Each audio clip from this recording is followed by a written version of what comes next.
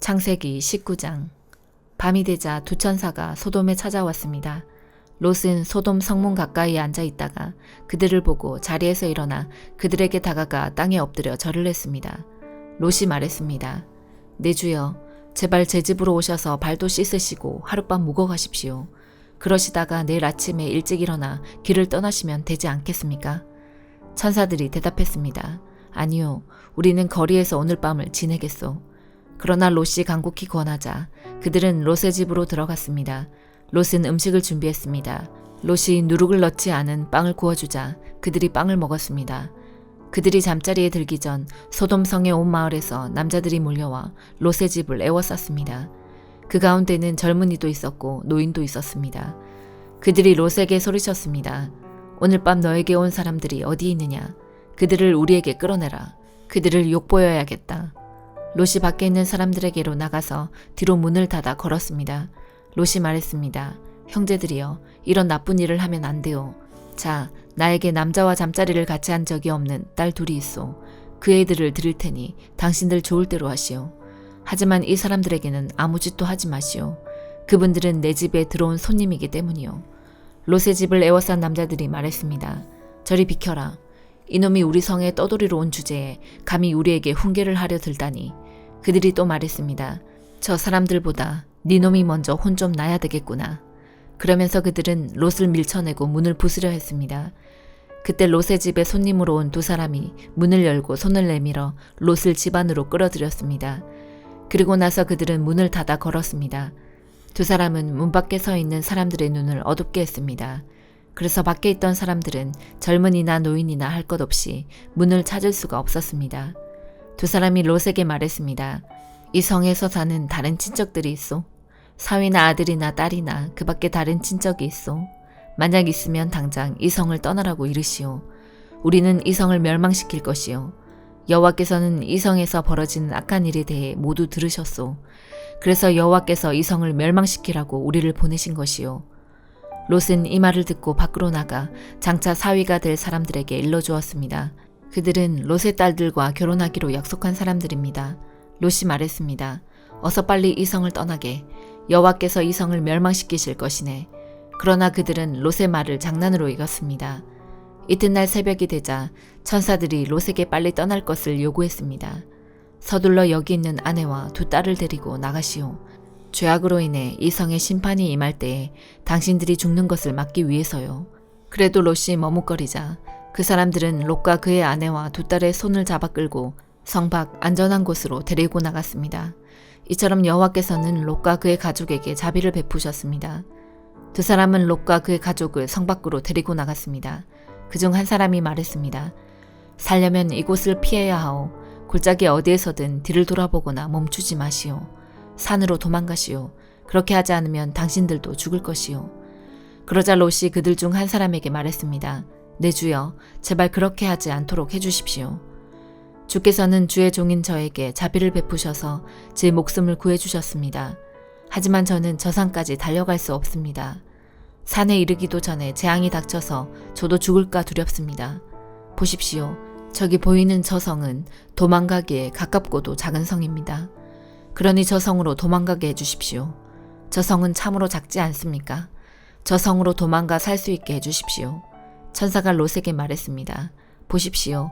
이 일에도 내가 당신의 부탁을 들어주겠소. 당신이 말한 저 성은 멸망시키지 않겠소. 하지만 빨리 도망가시오. 당신이 저 성에 도착할 때까지 나는 소돔을 멸망시킬 수 없소. 그러므로 그때부터 그 성은 작다라는 뜻으로 소알이라고 불렸습니다. 롯이 소알에 들어섰을 때는 이미 해가 떠올라 있었습니다.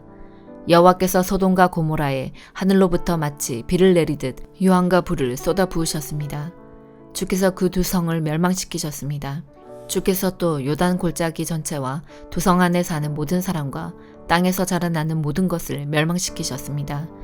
그런데 롯의 아내는 그만 뒤를 돌아보았기 때문에 소금 기둥이 되어버렸습니다. 이튿날 아침 일찍 아브라함은 자리에서 일어나 여호와 앞에 서 있었던 곳으로 갔습니다. 아브라함은 소돔과 고모라와 요단 골짜기가 있는 쪽을 내려다보았습니다. 땅에서 연기가 솟아오르고 있었습니다. 마치 아궁이에서 나는 연기 같았습니다. 하나님께서 골짜기의 성들을 멸망시키셨지만 아브라함의 부탁을 기억하셔서 롯이 살던 성을 멸망시키실 때에 롯의 목숨을 살려주셨습니다. 롯은 소알에서 계속 사는 것이 두려웠습니다. 그래서 롯과 그의 두 딸은 산으로 이사했습니다. 롯은 딸들과 함께 동굴에서 살았습니다. 어느 날 큰딸이 작은딸에게 말했습니다. 우리 아버지는 늙으셨고 세상 사람들은 다 결혼을 하는데 우리와 결혼할 남자는 없다. 그러니 아버지를 술에 취하게 한 다음에 아버지와 잠자리를 같이 해서 아버지를 통해 자식을 얻자. 그날 밤에 두 딸은 아버지에게 술을 들여 취하게 했습니다. 그리고 나서 큰딸이 아버지에게 가서 아버지와 잠자리를 같이 했습니다. 하지만 롯은 큰딸이 한 일을 알지 못했습니다. 이튿날 큰딸이 작은딸에게 말했습니다. 어젯밤에는 내가 아버지와 함께 잤으니 오늘 밤에도 아버지에게 술을 들여 취하게 한 다음 이번에는 네가 아버지와 함께 자라. 그렇게 해서 아버지를 통해 자식을 얻자. 그날 밤에도 두 딸은 아버지에게 술을 들여 취하게 하고 작은딸이 아버지에게 가서 아버지와 잠자리를 같이 했습니다. 이번에도 롯은 작은딸이 한 일을 몰랐습니다. 이런 방법으로 롯의 두 딸이 모두 아버지의 아이를 가지게 되었습니다. 큰딸은 아들을 낳아 이름을 모압이라고 지었습니다. 모압은 지금까지 살고 있는 모든 모압 백성의 조상입니다. 작은딸도 아들을 낳아 이름을 벤암미라고 지었습니다. 벤암미는 지금까지 살고 있는 암몬 백성의 조상입니다. 마태복음 18장. 그때 제자들이 와서 예수님께 물었습니다. 하늘나라에서는 누가 가장 높은 사람입니까?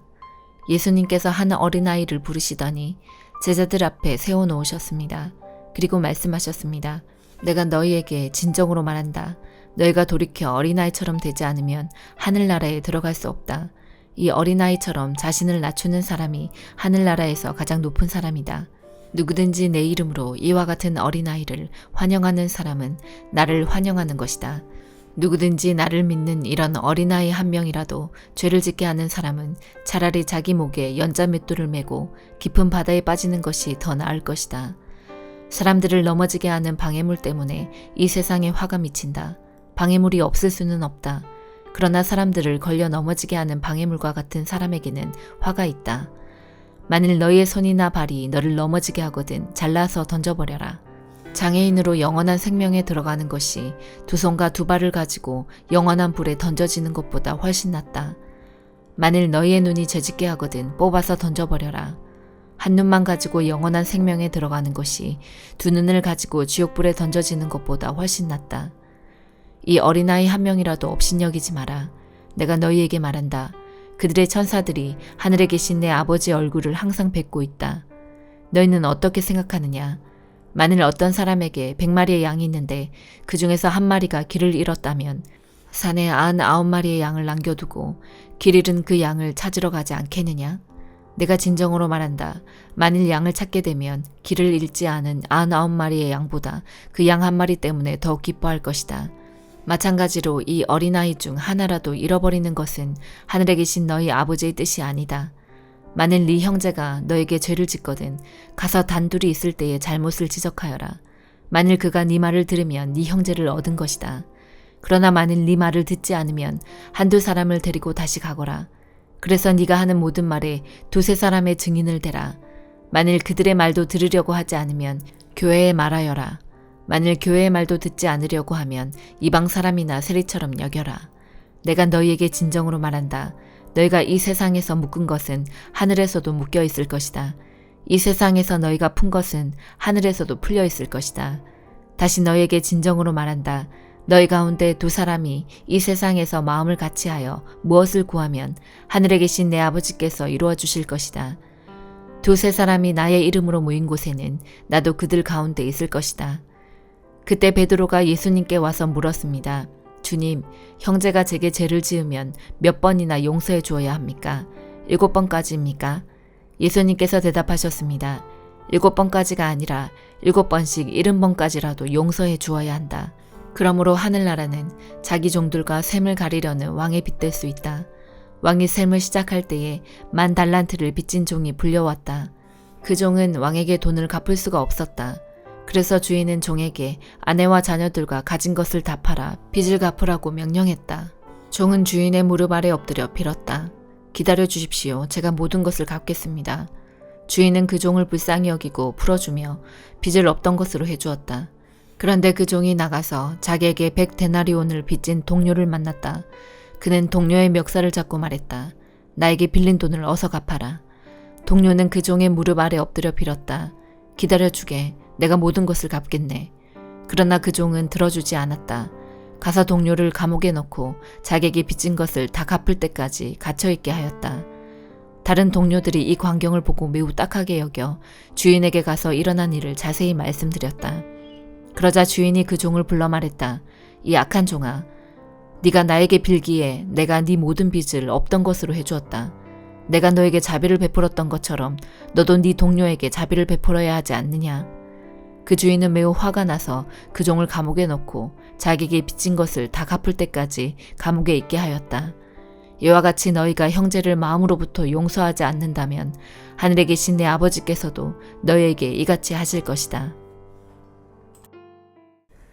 느헤미야 8장.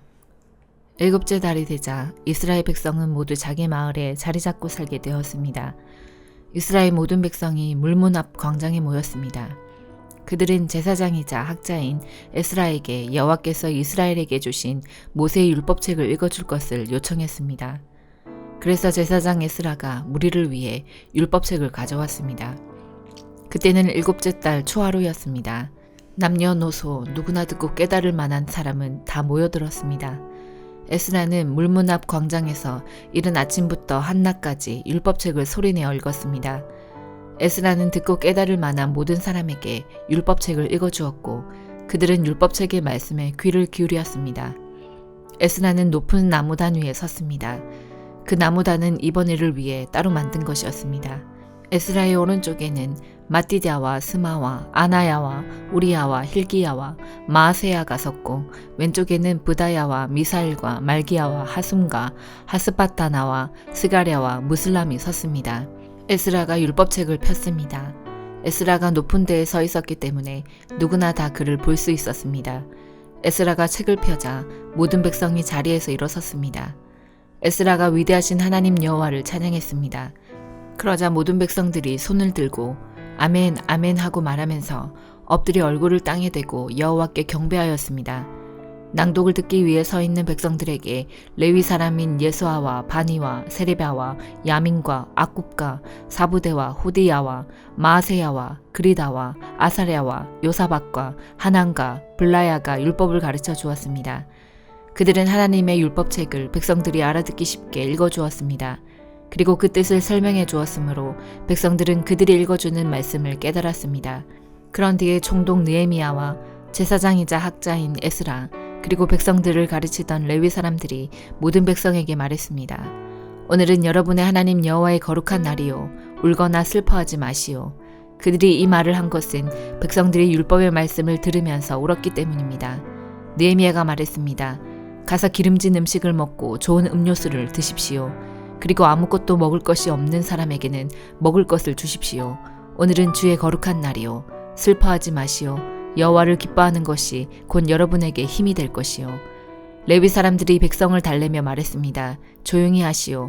오늘은 거룩한 날이니 슬퍼하지 마시오. 그러자 모든 백성이 가서 먹고 마셨습니다. 그들은 먹을 것을 다른 사람에게도 주었고 크게 기뻐하며 즐거워했습니다. 그들이 마침내 들은 말씀을 깨달았기 때문입니다. 이튿날 모든 집안의 지도자들이 학자 에스라를 만나러 왔습니다. 그들은 율법의 말씀을 배우러 모였습니다.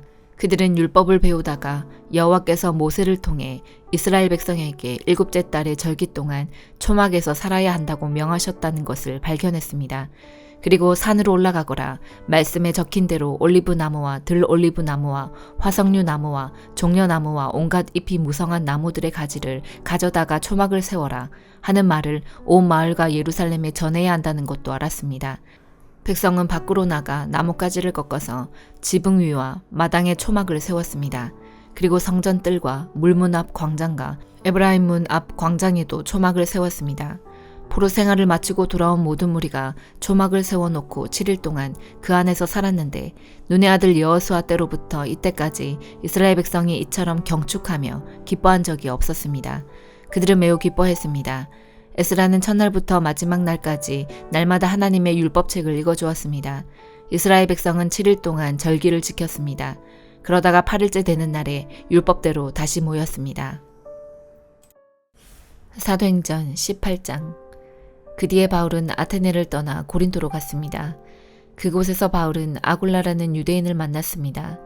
아굴라는 본도 지방에서 태어났지만 글라우디오가 모든 유대인에게 로마를 떠나라고 명령했기 때문에 그의 아내 브리스길라와 함께 얼마 전에 이탈리아에서 고린도로 옮겨왔습니다. 바울이 아굴라와 브리스길라를 찾아갔습니다. 마침 그들의 직업이 같았기 때문에 바울은 그들과 함께 묵으면서 그들과 같이 일했습니다.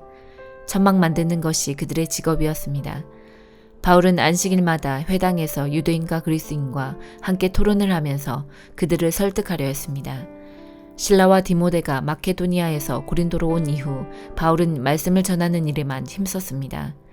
그는 예수님께서 그리스도이심을 유대인들에게 증언했습니다. 그러나 그들은 바울에게 대들며 욕을 했습니다. 그래서 바울은 자기 옷에서 먼지를 털며 그들에게 말했습니다. 여러분이 구원받지 못한다면 그것은 여러분의 책임입니다. 나에게는 잘못이 없습니다. 이제 나는 이방인들에게 가겠습니다. 바울은 회당에서 나와 디디오 유스도라는 사람의 집으로 갔습니다. 그는 하나님을 경외하는 이방인이었습니다. 그의 집은 회당 바로 옆에 있었습니다. 회당장 그리스보와 그의 온 집안 식구가 주님을 믿었습니다. 그러자 고린도에 사는 다른 많은 사람들이 이 소식을 듣고 예수님을 믿고 세례를 받았습니다. 어느 날 밤 환상 중에 주님께서 바울에게 말씀하셨습니다. 두려워하지 마라. 조용히 있지 말고 계속해서 말하여라. 내가 너와 함께 있다. 내 백성이 이 도시에 많다. 그러므로 아무도 너를 공격하거나 해치지 못할 것이다. 바울은 그곳에 1년 6개월 동안을 머물면서 사람들에게 하나님의 말씀을 가르쳤습니다. 갈리오가 아가야 지방에 총독이 되었을 때에 유대인들이 합심하여 바울에게 몰려가 그를 재판정으로 끌고 갔습니다.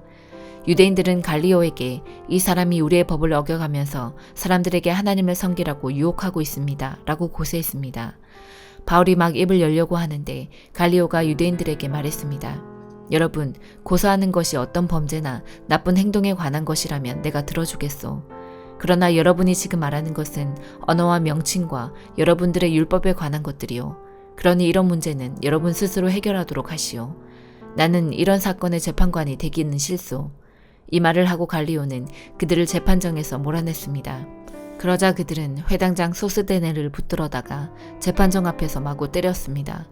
그래도 갈리오는 이 일에 조금도 참견하지 않았습니다. 바울은 형제들과 함께 고린도에 며칠 더 머물다가 그들과 작별하고 배를 타고 시리아로 갔습니다.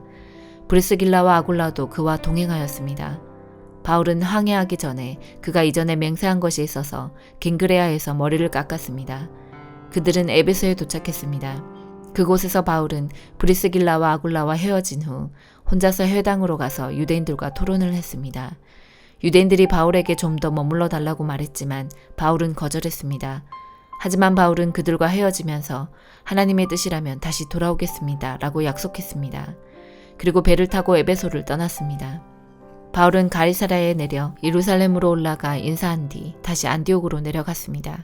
바울은 한동안 안디옥에 머물러 있다가 그곳을 떠나 갈라디아와 보르기아 지방을 두루 다니면서 모든 신자들에게 힘을 북돋워 주었습니다. 아볼로라는 유대인이 에베소에 왔습니다. 그는 알렉산드라에서 태어났으며 교육을 많이 받았고 성경에 능통한 사람이었습니다.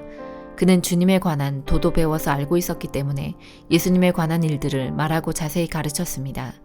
그러나 그는 요한의 세례밖에 몰랐습니다.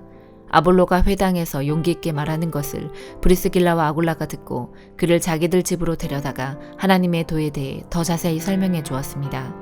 아볼로가 아가야 지방으로 가고 싶어 하자 에베소의 신자들은 격려하면서 그곳의 신자들에게 아볼로를 영접하라고 편지를 썼습니다. 아볼로는 그 지방에 도착하여 하나님의 은혜로 믿게 된 사람들에게 많은 도움을 주었습니다. 그는 사람들 앞에서 유대인들과 열정적으로 토론을 하여 그들의 주장을 물리쳤으며 성경을 이용해서 예수님께서 그리스도이심을 증명했습니다. 아멘.